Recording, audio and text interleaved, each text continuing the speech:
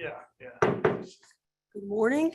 We'd like to call the July Health Services Committee meeting to order. And first thing on the agenda is to approve the minutes of last month's meeting. If someone would like to make that motion, Supervisor Geraci, seconded by Supervisor Conover. Any additions or corrections to the minutes?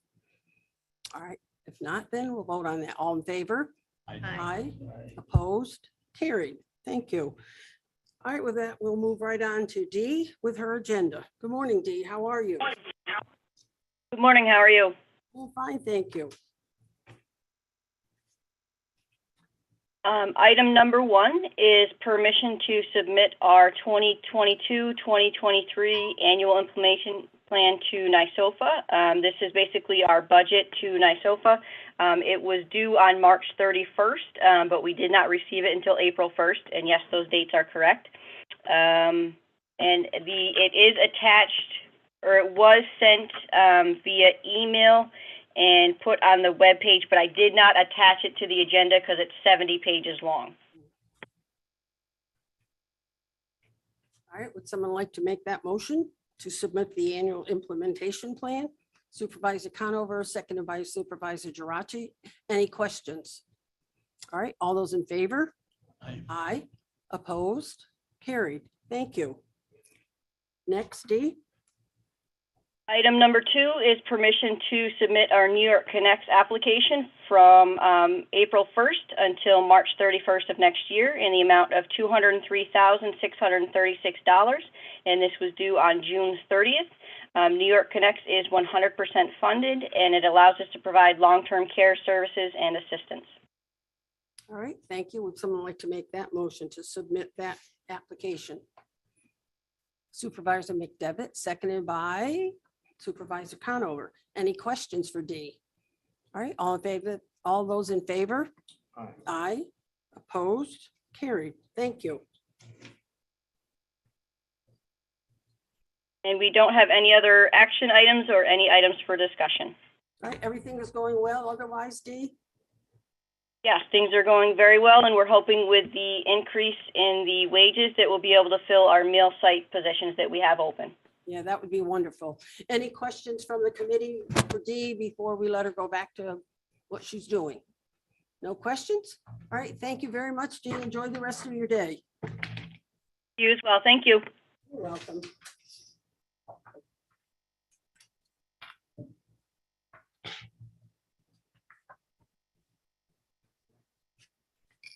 Okay, Janelle, are you there?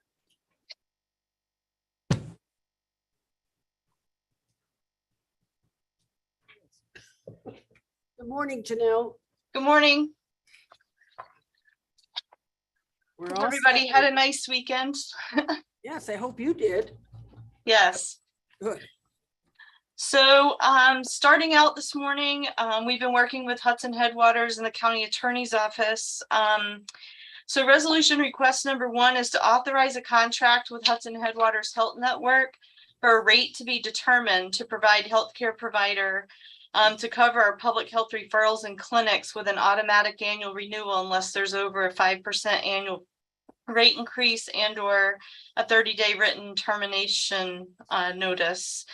Due to retirements of our STD and TB provider, coverage is needed to ensure that we have these services available to community members, and state aid revenues will offset by 36% All right. associated costs. To make that motion to authorize the contract with Hudson Headwaters Health Network.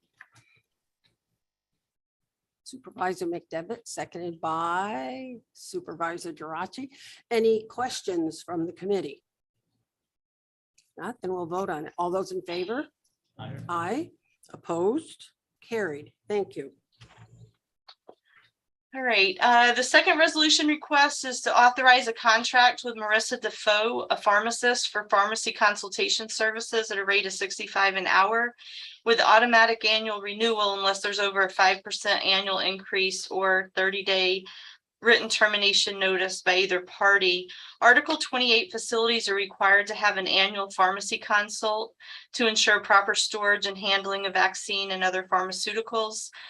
This has been especially important with all of our vaccines that we've had with COVID, and now the anticipated monkeypox. And state aid revenue of 36% will offset associated expenses. All righty, thank you. Would someone like to make the motion to authorize that contract? Supervisor Conover, seconded by Supervisor Jirashi. Any discussion, any questions? All right, then we'll vote on it. All those in favor? Aye. Opposed? Carried. Thank you. All right, I'm going to turn things over to Ton to talk about our revenues, expenditures, and our comparison report. Okay, thank you. So attachment number 3 is our financials as of July 11th. And that includes payroll up to July 3rd of this year and July 4th of next year. Obviously, the big difference you see in the payroll, of course, is the salaries, primarily in our part-time, but it is also in our overtime and regular. But the big difference is, of course, all the COVID expense we had last year that it's over $250,000. You'll see that we're difference from last year to this year. Our revenues are as of our May billings for both years. It's comparable. If you look at attachment number 4, I just wanted to say, which I just said at the top, the first column there, I said payroll is as of July 4th of 22. It's July 3rd of 22. So I just wanted to make that correction if I could. And it was compared to July 4th of last year, same time frame. Again, the salaries are what they are. And as you know, the nurses are down in our home care. So you'll see salaries and fringe are down there. Equipment is basically the same. One thing I just wanted to know is we did trade in, or we do have 3 cars that we are getting rid of this year. And we are getting a new car. We did just do the purchase order about 2 weeks ago. So that will be sometime probably this fall before we see that. Our contractual expenses, again, are slightly under the 400s, and that is a lot of it has to do with our preschool program and our home care divisions. We're seeing less people, so of course the expenses are down regarding our therapists that are seeing patients because there aren't as many patients. And the revenues again reflect where we are as of May, and of course on the COVID clinics. We're starting to get back into clinics, just to note, our rabies clinics, and we did have a blood pressure clinic. That wasn't revenue, I shouldn't say that. We do get to bill OFA for that, but we did just do a blood pressure clinic, which was good at Solomon Heights, I believe it was last week. So we'll start to see a little bit more in that revenue, but that's not a big revenue necessarily for the county. But now due to everything, we're starting to open up and having a few of those scheduled. And that's all I have. All righty, thank you. Janelle? All right, we have our regular attachments with our referrals, our emergency preparedness and rabies. Worth noting on the rabies attachment, we have 2 upcoming rabies clinics. We just had one this past weekend, and we have one that's coming up August 13th in Queensbury at the community center from 10 to 12. And also September 17th will be up north at Chester Firehouse from 10 to 12. I just like to make note of those because we do have those and they're up and running again, like Ton had mentioned. Let's see, we also, under education, we have a meeting authorization that we submitted this past month for $75 for Val Wisnot to show and participate in a webinar for the Home Care Association, the Oasis E, which is a new revenue methodology for overview and considerations for implementation. I had a typo, I'm sorry. So I have that going on. And then if I can add a discussion item. Warren County is participating in the opioid emergency kit initiative, which is actually headed by the Adirondack Health Institute. This program was inspired by AEDs for heart attacks. Nalox boxes are an opioid overdose response tool that allows a user to reverse an overdose. They would be posted on the walls inside businesses in case of an emergency. The naloxone boxes, that's a tongue twister, must be inside a covered area with doors. And our agency's pretty much been, working as a liaison between AHI and some of the businesses in the community. It's a completely free and voluntary program. I just wanted to kind of apprise the committee to let you know that we are involved and kind of working with that and recognizing that there are, increase with substance abuse and overdoses. And this is an initiative to try to help toward that. We've been working to help with the interest and agreements of interested people. We've been looking at malls. We've been looking at apartment complexes. We've been looking at the library, laundromats, college, Conifer Park outpatient clinic. This is different from the opioid overdose prevention program, which we have 2 schools currently participating in, Queensbury and Lake George. There's also 3 other locations with the sheriff's office, Conifer Park, and court system that are already a part of those, and that they're responsible for those. This initiative that we're participating in is just to kind of make these boxes available, and it's actually AHI, as mentioned, that's the lead agency or support and collaborating agency. So, and that's all I have. Oh, thank you. Appreciate you bringing that to our attention. Mr. Conover, question. Yeah, thank you. The CHA visit table is the comparison with last year shows it down on a third, 30%, whatever.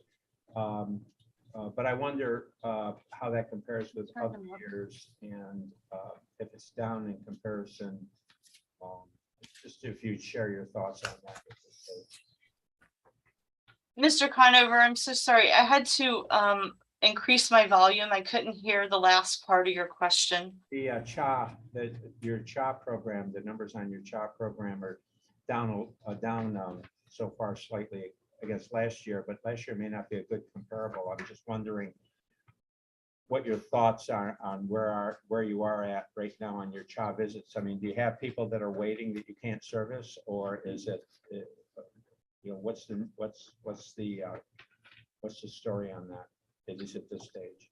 Well, I think the trends that we're seeing are overall comparable to all the CHA agencies due to the new revenue, methodology, due to just COVID and things like that. I think all the agencies are kind of holding our own and trying to serve the people that need to be served. Obviously, there's a little bit of triage there. You can't see everybody, but we're trying to get in for the more critical cases with 5 home care nurses. We're not able to take as many referrals, but like all the agencies are having to turn referrals away, but we're trying to take the more critical ones of the people that really need to be seen, that don't have resources and things like that. I think our CHA has a very important piece of the community because we are a gap filler, but I don't anticipate us ever really having a huge agency like we had before when we were the only game in town. The CHA, the referrals that you aren't able to handle for whatever reason that are referred away, so to speak, do you track that at all?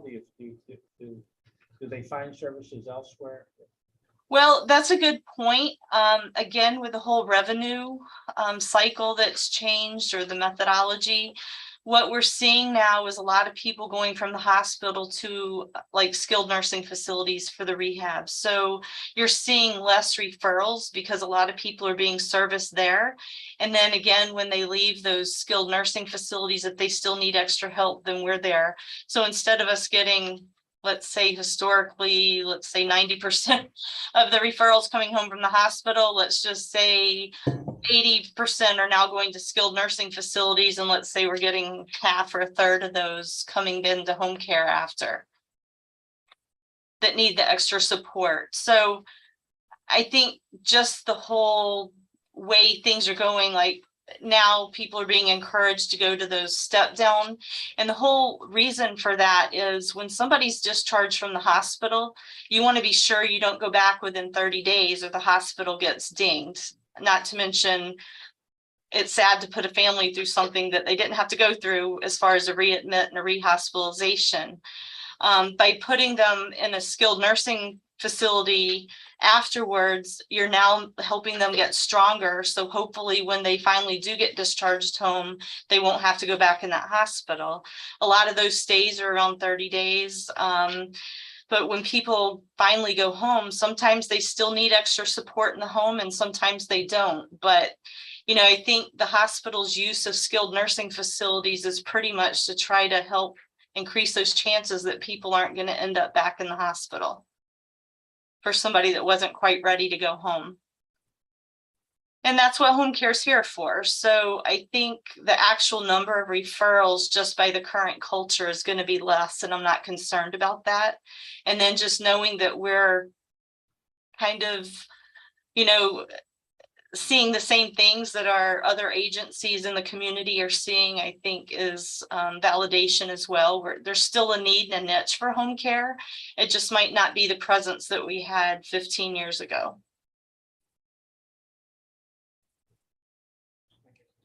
Thank you, Janelle. Does any other committee member have any questions for Janelle? No? Well, thank you very much, Janelle. You and Dawn have a good day, and I think I'm going to entertain a motion to adjourn. Supervisor Conover, seconded by Supervisor Durante. Any discussion? All right, all those in favor? Aye. All righty. We have a little while to chit chat before the next meeting.